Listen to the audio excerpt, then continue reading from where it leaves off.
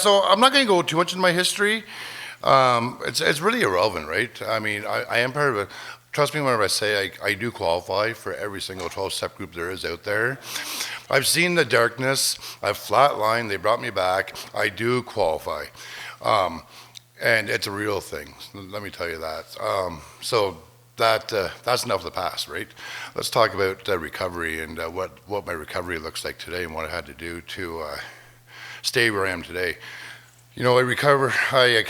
Not recovered, but I began my journey January 30th, 2020. I just passed 6 years a couple months ago. So yeah, I was going to talk on something else, and I was talking to these two gentlemen here right before, they just freshly got out of treatment. These two guys. So give them go up and talk to them. Um, so today I'm going to talk about what I did whenever I got out of treatment, and what it looked like whenever I got out, and what I had to do. So I got out of treatment, and I was still kind of in a fog. That when we're in treatment, that 30 days in treatment, we're in a bubble, and we have our meals cooked, everything's perfect. Life doesn't really happen in treatment. It's really a perfect spot to detox and to get the drugs and alcohol out of your system. But whenever we get out of treatment, that's whenever life hits us right in the face, smack in the face. Life doesn't stop because we're clean or sober. Life still happens. I just followed everybody's advice. I got out, I got a sponsor. I got right into step work. I went to meetings. Literally I put a lot of effort in my using, and whenever I got out, I said I was going to put as much effort into my staying clean as I did staying using. If I did the equal amount of effort, my chances of success was going to be really good. And I took it serious, and I really took it serious because I really did not want to go back to that life of unmanageability, that life of chaos, that life of uncertainty. It's just such a, we all, or not we all, but most of us probably know, it's just a horrible life to live, right? It's just a horrible lifestyle, and there's no fun in that at all. So whenever I did get out of treatment, I did exactly what they said. And the first, I want to say, the first 6 months, it wasn't easy. Trust me, I had a lot more worse days than there were good days. There was a lot of bad days in there, but I just pushed through. I pushed through those bad days, knowing that there were millions of people before me that followed the same path as I'm following, and they had success, 5, 10, 20, 25 years, and all these promises that they promised out of the big book of Alcoholics Anonymous came true. So I really trust in that. I just got to follow the process, and I just got to, one day at a time, even through the rough days, do what they tell me, keep in contact with my sponsor, go to meetings, and I had success at that. So, I was talking to Vicki before, and she wanted me to maybe touch a little bit on the fellowship part. And the fellowship part is so key. And anybody who knows me knows I'm part of a lot of different fellowships in the recovery community, pretty much every fellowship, really. Um, and fellowship's key for me.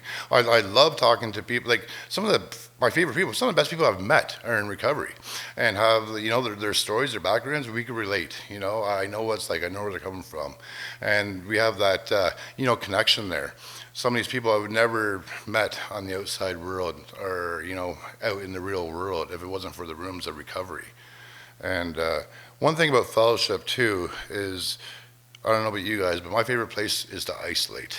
If life does happen to me, and I do kind of go into like a bit of a downward spiral, I like to isolate. I like to stay by myself. And that's whenever the demons get in there, and then they start talking in my head, and that's whenever it's just a vicious cycle when you start isolating. The fellowship, on the other hand, if you're getting phone numbers, if you're making those connections, if you're those friendships in the fellowship, they hold you accountable.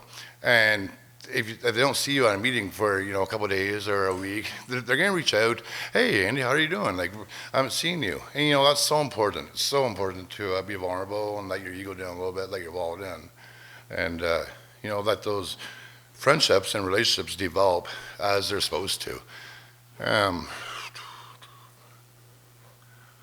really nervous up here, actually.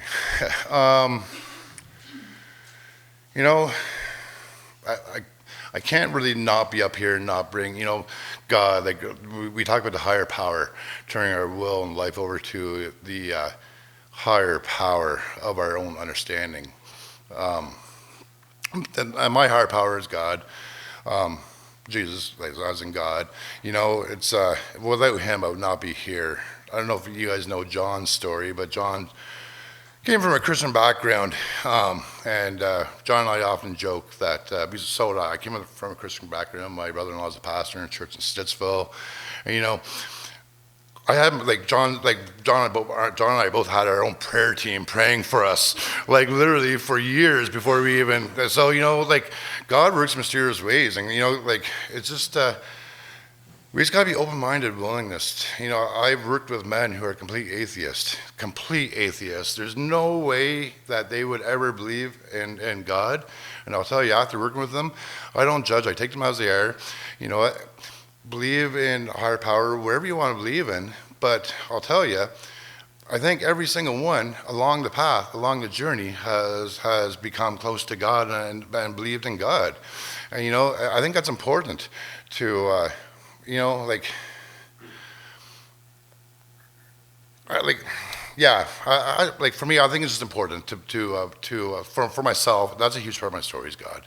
I wouldn't be here today, and I know for a fact I would not be even alive today if it wasn't for God. So I can't be, I got to give the credit where it's due. With that being said, though, I don't want to,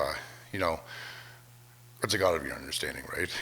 So everybody has their own God of their understanding. So don't let that deter you away from, the 12-step program because there's a lot of good promises there.